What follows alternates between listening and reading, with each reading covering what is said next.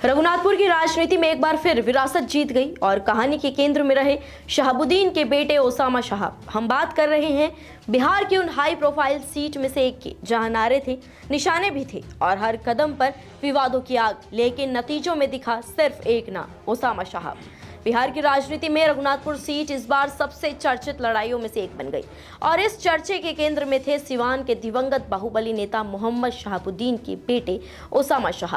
पहली बार चुनावी मैदान में उतरने वाले ओसामा ने न सिर्फ हर चुनौती झेली बल्कि विरोधियों के लगातार हमलों के बीच जेडीयू उम्मीदवार विकास सिंह को 9,248 वोटों से मात देकर ये साबित कर दिया कि सिवान की राजनीति में विरासत आज भी कितनी प्रभावशाली है।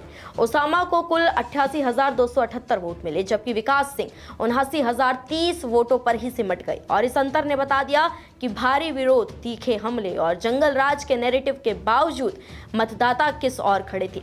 पूरा चुनाव प्रचार एक तरफ था और ओसामा का शांत संयमित अंदाज दूसरी ओर। पूरे बिहार में उनकी ये छवि चर्चा में रही कि वो ना तो आक्रामक बयान देते दिखे, ना लंबी चौड़ी रैलियां करते नजर आए और ना किसी मीडिया हाउस को इंटरव्यू उन्होंने दिया। सोशल मीडिया पर एक वीडियो वायरल हुआ जिसमें वो कह रहे थे कि हल्ला गुल्ला करे की जरूरत नहीं, बस चुपचाप जाकर ईवीएम पर बटन दबाइए। ये साइलेंट कैंपेनिंग उनकी रणनीति का अहम हिस्सा थी जिसने उन्हें विवादों से दूर तो रखा ही और उन्हें विद्रोही नैरेटिव का आसान लक्ष्य बनाने से बचाया। इस चुनाव में ओसामा पर एनडीए ने तीखे हमले किए। अमित शाह से लेकर योगी आदित्यनाथ तक हर बड़े नेता ने मंचों से शहाबुद्दीन को मुद्दा बनाया और बार बार ये कहा कि सिवान में 100 शहाबुद्दीन भी आ जाएं तब भी जंगल राज वापस नहीं आएगा। विरोधियों ने शहाबुद्दीन की आपराधिक पृष्ठभूमि का जिक्र कर चुनावी माहौल को भड़काने की बहुत कोशिश की, लेकिन नतीजों ने दिखा दिया कि इन हमलों का जमीन पर बड़ा असर नहीं पड़ा। ओसामा की जीत का केवल एक ही कारण विरासत नहीं था, यह आरजेडी की गहरी चुनावी रणनीति का भी हिस्सा था।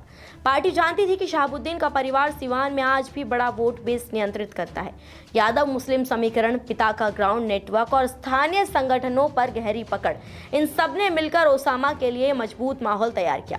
ओसामा ने भी महीनों पहले से गांव-गांव अपनी पकड़ मजबूत कर ली थी। वो भले मीडिया से दूर रहे हों, लेकिन उनकी टीम और स्थानीय नेटवर्क लगातार एक्टिव रहे और बूथ स्तर पर कैडर को संगठित रखा। जीत के बाद जब ओसामा अपने आवास पहुंचे तो उनके स्वागत में जुटे समर्थकों का उत्साह देखने लायक था। भीड़ इतनी बड़ी थी कि ओसामा अपने पिता की तरह सीधे छत पर चढ़ गए और हाथ हिलाकर लोगों का अभिवादन किया। तस्वीरें आप देख सकते हैं, नीचे से नारे गूंज रहे हैं, ओसामा जिंदाबाद और शेर सिंह जिंदाबाद। दरअसल चुनावी सभा में अखिलेश यादव ने उन्हें शेर सिंह कहकर संबोधित किया था और ये नाम लोगों के बीच काफी फेमस हो गया। ओसामा की जीत के साथ ही एक नई चर्चा भी शुरू हुई। क्या ये जीत सिर्फ उनके पिता की विरासत का असर था या फिर सिवान में एक नए नेता के उभरने की शुरुआत? रघुनाथपुर की जनता में ओसामा को लेकर एक भरोसा भी दिखा। जीत के बाद उन्होंने कहा, यह सब रघुनाथपुर की जनता की वजह से हुआ है, हर वर्ग ने प्यार दिया है, मैं उनके भरोसे पर खरा उतरने का वादा करता हूँ। भीड़ के बीच उनका यह संबोधन उनकी राजनीतिक यात्रा के अगले अध्याय की झलक देता है।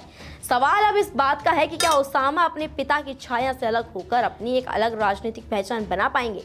क्योंकि चुनाव जीतना एक शुरुआत है, लेकिन जनता की उम्मीदों पर खरा उतरना, विकास के वादों को सच करना और क्षेत्र में अपनी नई छवि गढ़ना अब उनकी असली चुनौती है। रघुनाथपुर सीट के नतीजे सिर्फ एक चुनावी जीत नहीं बल्कि सिवान की राजनीति में एक नए दौर का संकेत है, जहां विरासत, रणनीति और युवाओं की नई उम्मीद एक साथ मिलकर नेता तय कर रही है। फिलहाल खबर पर आपकी क्या राय है? कमेंट्स में हमें जरूर बताएं।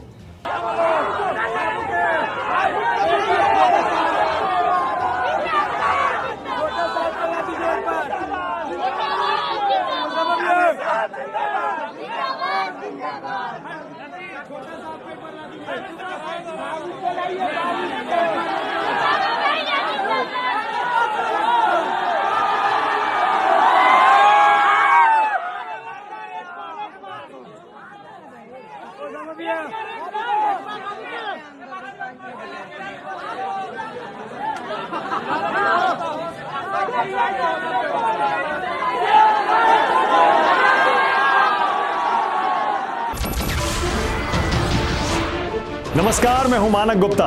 अगर आपको हमारा ये वीडियो पसंद आया हो तो इसे लाइक और शेयर जरूर करें और हाँ, हमें सब्सक्राइब और फॉलो करना ना भूलें ताकि आप देश और दुनिया की कोई खबर मिस ना करें। तो जुड़े रहिए हमारे साथ और देखते रहिए न्यूज़ 24।